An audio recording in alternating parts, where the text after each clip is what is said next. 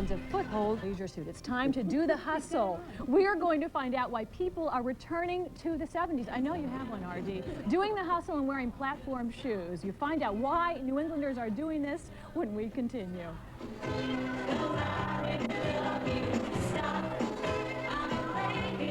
Welcome officially the newest member of the News 7 staff, Sara Edwards, familiar face to many of you, coming through your television screen here.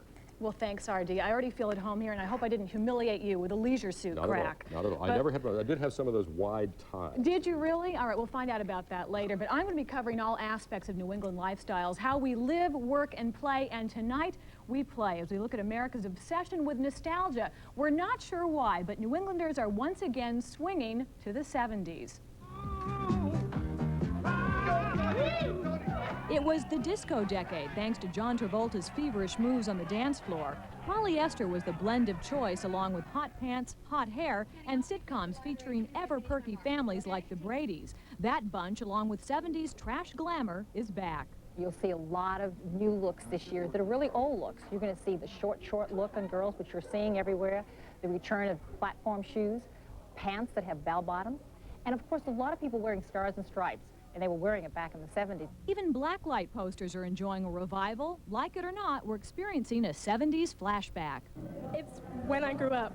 It's my memories, my childhood, my basis. So you can't leave that behind. I don't want to grow up and have my kids think, you know, Mom, Dad, sing about staying alive, staying alive.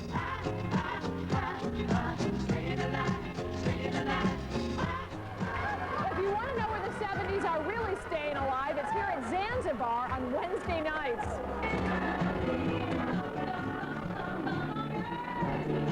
Responsible adults wearing bell-bottoms and platform shoes reliving their past.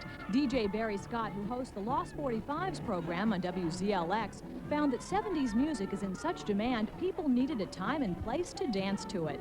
Yeah, I think it brings people back to a time when music was definitely fresh and original and happy and made you dance.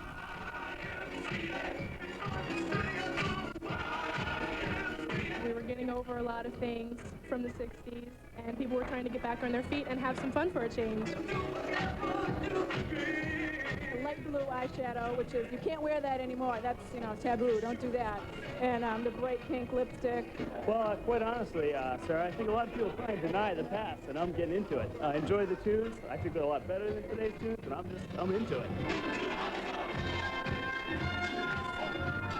They don't want to impress, just digress. But in the no-nonsense 90s, a dash of 70s silliness may be just what we need.